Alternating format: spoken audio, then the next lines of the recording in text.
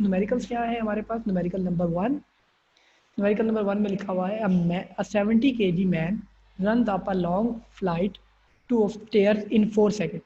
The vertical height of the stair is 4.5 meters. Calculate its power. Mass of man 70 kg, time 4 seconds, height 4.5 metre, power P find करनी है आपको। Power P बराबर है W by T यानी mgh/t के।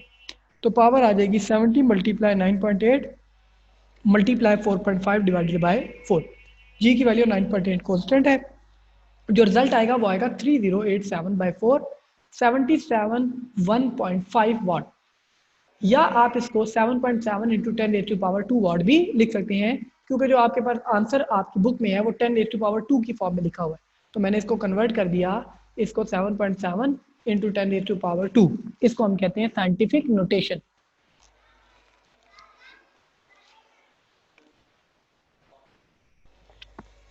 A body of mass 2 kg is dropped from a rest position 5 meter above the ground.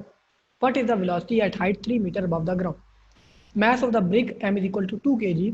Initial velocity of brick vi is equal to 0. Initial height h1 is equal to 5 meter. Final height h2 is equal to 3 meter. आपके पास एक drop कर रहे हैं ऊपर से नीचे की तरफ, आपने ये नहीं फाइंड करना कि वो ज़मीन तक पहुंचने में उसको क्या फ़र्क पड़ा है, ये देखना है कि 3 मीटर अभी वो ज़मीन से ऊपर है तब क्या फ़र्क पड़ा है। तो हमने V2 फाइंड करना है, तो इसका मतलब है loss of potential energy is equal to gain in kinetic energy. तो 2mg h1 minus h2, h1 आपके पास बड़ी वैल्यू है, h2 छोटी value, is equal to 1/2 m v2 square minus v1 square. अब vi इनिशियल वेलोसिटी 0 है और यहाँ पे बकाया सारी वैल्यूज पुट करने से v2 की वैल्यू आप फाइंड करेंगे। तो 2 multiply 9.8, height 1 5 minus height 2 3 is equal to 1/2 multiply 2 math है उसका v2 स्क्वायर माइनस 0 का स्क्वायर। तो v2 स्क्वायर इस सब 2 मल्टीप्लाई 2 मल्टीप्लाई 9.8, इन सबको मल्टीप्लाई करके आप जब स्क्वायर रूट लेते हैं तो v2 की वैल्यू आती है 6.3 metre per second. Question number 3, a man pull a trolley through a distance of 50 metre by applying a force of 100 Newton.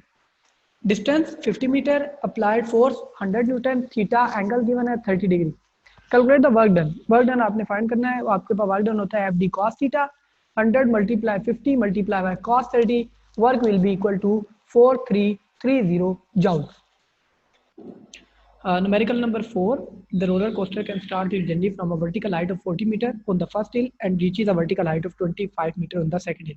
ये ऐसे है कि एक तरफ से वो नीचे आ रही है और दूसरी तरफ ऊपर जा रही है, और वो दूसरी तरफ से ऊपर जाती है तो वहाँ पे रुक जाती है, फिर वो रुकने के बाद दोबारा मूव करके नीचे आएगी या जो भी होगा। टोटल डिस्टेंस जो उसने ट्रैवल किया है वो 400 मीटर है। आपने थर्मल एनर्जी जितनी प्रोड्यूस हुई है वो फाइंड करनी है और एवरेज फ्रिक्शन फाइंड करनी है अगर उस कार का मास 1000 kg है। हाइट 1 हाइट 2 गिवन है, एस टोटल डिस्टेंस है, एम 1000 किलोग्राम है, ई थर्मल फाइंड करनी है और ई फ्रिक्शन फाइंड करनी है। ई थर्मल किसके बराबर आएगी? जितनी पोटेंशियल एनर्जी चेंज हुई है वो चेंज होके किसके अंदर सेव हो गई है? In the form of thermal energy के। वो इन द फॉर्म ऑफ क्या हो गई है? थर्मल एनर्जी आ गई है। तो हमारे पास ये हमारे पास E thermal is equal to delta E M E C mechanical, और मैकेनिकल में potential energy 1 minus potential energy 2 mgh1 minus mgh2, ये पोटेंशियल एनर्जी के फार्मूले। mg कॉमन कर लें तो h1 माइनस h2। ये 1000 मल्टीप्लाई 9.8, जी की वैल्यू h1 h2 गिवन है 40 माइनस 25, जो रिजल्ट आता है वो आपके पास आता है 147000 जूल। अब जो वर्क डन जो हमारे पास है वो बराबर है चेंज इन पोटेंशियल एनर्जी के। चेंज इन पोटेंशियल एनर्जी का मतलब है ई थर्मल के बराबर, और वर्क बराबर होता है फोर्स मल्टीप्लाई डिस्प्लेसमेंट। तो फोर्स है फ्रिक्शन के बराबर मल्टीप्लाई डिस्प्लेसमेंट एस के बराबर, तो E thermal by S is equal to F friction यानी फोर्स ऑफ फ्रिक्शन। तो फोर्स ऑफ फ्रिक्शन आप निकालेंगे तो 147000 divided by 400 which is equal to 370 newton. Question number 5, a man whose mass is 70 kilogram walks up to the third floor of a building which is 12 meter above the ground in 20 seconds. अब आदमी power, इसकी हमने power find करनी है watts में और horse power में। Math बराबर है 70 kg के, एच बराबर है 12 मीटर के और टाइम बराबर है 20 सेकंड के। Power in what, power in horse power, ये दोनों चीज़ें हमने क्या करनी है? फाइंड करनी है। अब P बराबर होता है W/T के और W बराबर होता है एनर्जी के, और एनर्जी का जो फार्मूला हम यहाँ यूज़ कर रहे हैं वो पोटेंशियल एनर्जी वाला है mgh divided by T as it is जो T था। M गिवन है आपको 70, हाइट गिवन है 12, G की वैल्यू कॉन्स्टेंट है 9.8, टाइम गिवन है 20 सेकंड। तो रिजल्ट आएगा 4116 वाट। लेकिन क्योंकि हमें दोनों रिजल्ट चाहिए, पावर वाट में भी चाहिए और हॉर्स पावर में भी चाहिए, तो हॉर्स पावर में जो रिजल्ट आएगा वो आ जाएगा 411.6 divided by 746 is equal to 0.55 horse power. अच्छा जी, question number 6, to what height can a 400 watt engine lift a 100 kg mass in 3 second. ये बहुत आसान सा क्वेश्चन है। 400 वाट पावर दे दी गई है, आपके पास मैस 100 ग्राम है, टाइम 3 सेकंड है और हाइट आपने फाइंड करनी है। P is equal to W/T और W बराबर होता है mgh के, अभी हमने पीछे फाइंड किया था। हाइट फाइंड करने के लिए T को उधर मल्टीप्लाई कर ले, mg को उधर डिवाइड कर ले, तो PT divided by mg is equal to height. P की वैल्यू पुट करें, T की वैल्यू पुट करें, M की वैल्यू पुट करें और G की वैल्यू पुट करें, तो आपके पास P 400, T 3 second, M 100 kg और जो G की वैल्यू है कॉन्स्टेंट 9.8, तो रिजल्ट आएगा 1.22 metre. Question number 7, a ball of mass 100 gram is thrown vertically upward with the speed of 25 metre per second. ये इनिशियल स्पीड है जिससे बॉल को ऊपर फेंका गया। If no energy is lost determine the height it would reach. कितनी ऊपर तक जाएगी। If the ball only rises to 25 metre, कहता है अगर सिर्फ 25 मीटर ऊपर जाए तो calculate work done by the air friction. अगर हाइट इतनी हो तो एयर फ्रिक्शन कितनी होगी। Also calculate the force of friction. Force of friction आपने फाइंड करनी है। ओके जी, ये पहले वाले पार्ट के अंदर आपने हाइट फाइंड करनी है, ये दो चीज़ें गिवन है। अब पहले वाले पार्ट के अंदर हमें ये पता है कि लॉस ऑफ पोटेंशियल एनर्जी के जो नीचे से ऊपर जाएगा तो नीचे उसकी एनर्जी जो है वो काइनेटिक एनर्जी है, और जब वो ऊपर जा रहा है तो उसकी एनर्जी क्या है, पोटेंशियल एनर्जी है। Downward kinetic energy, upward potential energy. तो जितनी पोटेंशियल एनर्जी कम होगी वो गेन इन काइनेटिक एनर्जी आ जाएगी। तो half mv² equal to mgh। तो यहाँ से अगर मैं gh एक साइड पे कर लूँ, h को उधर डिवाइड कर लूँ, m और m कैंसिल आउट हो जाए, तो मेरे पास GH बराबर आ जाएगा v²/2 की। m और m क्या हो गए, कैंसिल आउट। h निकालने के लिए v²/2g, 25 का square divided by 2 into 9.8 equal to 31.9 metre. ये हमारे पास पहले पार्ट का आंसर है, जब कोई भी फ्रिक्शनल फोर्स नहीं है। अब दूसरी हाइट उसने दी हुई है 25 मीटर। अब एयर फ्रिक्शन भी है, तो एयर फ्रिक्शन का मतलब है कुछ काम जो पोटेंशियल एनर्जी का है, वो जो लॉस हुई है पोटेंशियल काइनेटिक एनर्जी, वो कन्वर्ट हुई है वर्क डन अगेंस्ट फ्रिक्शन की। तो work done against friction, work done किसके बराबर आ जाएगा, loss in kinetic energy minus gain in potential energy के। अब इन दोनों को माइनस कर दें, तो हाफ mv² माइनस mgh। अब क्योंकि हाइट h डैश है तो 25 पुट करिएगा, ये ना हो आप अलहदा कोई वैल्यू पुट कर दें। तो अब 31.9 हम यूज़ नहीं करें, तो हमारे पास जो वर्क डन आ रहा है वो 6.7 जूल आ रहा है। और 6.7 जूल अभी हमने वर्क का फार्मूला पढ़ा था FH डैश या F.S। तो ये फोर्स ऑफ फ्रिक्शन फाइंड करने के लिए वर्क को हाइट से डिवाइड कर लें, 6.7 डिवाइडेड बाई 25, तो वो आता है 0.26, जो बराबर है या अप्रॉक्सीमेटली 0.3 न्यूटन के बराबर आ जाएगा। Question number 8, object of mass 1000 gram falls from a height of 30 metre on the sand below. वो ज़मीन पर गिरता है, नीचे सैंड है। It penetrate 4 centimetre into the sand. वो सैंड में धस जाता है, कितना, 4 centimetre. What opposing force is exerted on it by the sand. Sand ने उसके ऊपर कितनी फोर्स लगाई है। Neglect air friction. Mass given है, हाइट गिवन है, डिस्टेंस जो है ये नीचे वाला अलहदा लिया है 4 सेंटीमीटर।